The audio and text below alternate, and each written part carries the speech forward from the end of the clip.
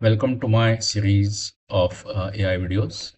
Today's video is again we are going to look at topper of my class, but we'll discuss a few variations. Okay. So first we did agent-based implementation, right, which was like a console application, right? In the last video, we looked at streamlit-based application, right? So the UI looked something like this, right? It was pretty interesting, right? Where it did some sort of visualization of the underlying data, like three tables, like number of rows in each table, right? It had some buttons which we could click, right? So I could just click on this find class topper. I don't have to enter anything, right? Then you see this nice sort of working triathlon being worked, right, by this UI. AI is analyzing the school data, right, which is what we saw.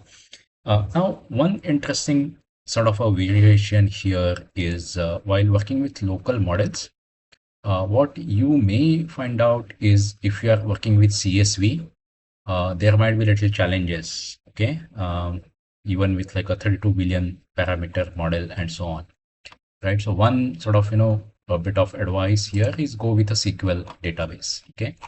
Now with SQL database, again, you have lots of options, right? You can have a local SQL server, whatever, MySQL, right? Or you could even have like a SQLite, right? You don't even need a real database. You could kind of, load the data frame into SQL, so on and so forth. Okay, with this we'll get much better result. Still, there will be some challenges with the way these local models work, right? So another approach that I experimented, which is again free, is basically this Codex, right, or Claude Code, right? So these days, Codex is something that works with your free subscription. Okay, Claude Code may still need a paid variant of Anthropic subscription. Okay, now what I did here is I just uploaded these tables, right, same tables, and I just said who's the topper of my class. So it was pretty good. I mean, the result, I was impressed. It was just 32 seconds, right? It worked. It gave the correct answer, melody, right? It gave the number of marks. Not only that, but how many subjects she was enrolled into and what was the average per subject. Okay. I also asked it to give step by step. It did a pretty good job. Okay.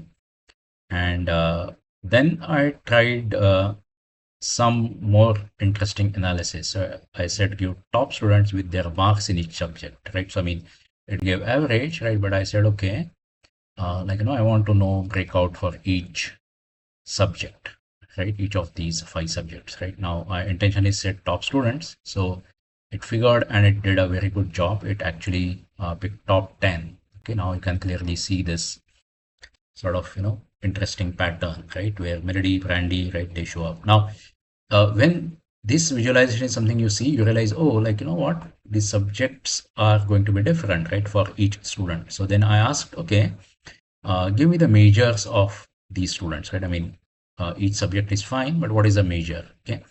Now, this was a little loose query, right? So what it did was it gave major means the strongest subject, right? Which was kind of natural. It still like, just took 42 seconds. Okay, let's look at this earlier one. It was 48 seconds, not bad, right? Top 10, which breakout of every subject, right? Now this one, it gave like a strongest subject, right? Now I elaborated on this major and I said, okay, by major, I mean classification, a higher level classification, like basic science or a social science. Okay, so it actually did that. Okay, so now again, I mean, it didn't could have done a little more thorough, but it uh, uh, could figure, right? Basic is maths, physics, chemistry, biology, and computer. Social would have history, geography, English, and then it took a majority of them, right? Because it's a random kind of a selection of subjects, right? And it did a pretty good job, right? Melody was a basic science, right? Only couple were social, Brandy, Amy, right? All others were basic. Okay, so I thought this was pretty interesting insight, right? You don't need a local model, right? Even with Codex. Okay, and by the way, this one worked in just 21 seconds, right? Maybe it had some cached result. Okay, so now this is still running, right? I mean, you can imagine it takes minutes, right? And I can show you this sort of a task manager, and you can see my ollama is still churning, right? We could see that. Oh, well, okay, yeah, this is ollama, right? It's still churning, right? 25% CPU, memory is like, pretty high. It's like 94%. It's CPU and pretty memory heavy operation. Okay. So that's about it on this topic of my class. So basically, Codex doing a pretty good job here, right? Which is what I wanted to point out. And with the local model, you are better off with SQL, maybe because it's more structured than CSV, which is still a little flexible in terms of queries and pandas data frame queries that it can come up with. Okay, so if you like the video, click the like button, subscribe to my channel, and see you in the next video. Bye for now, and good luck with your AI journey.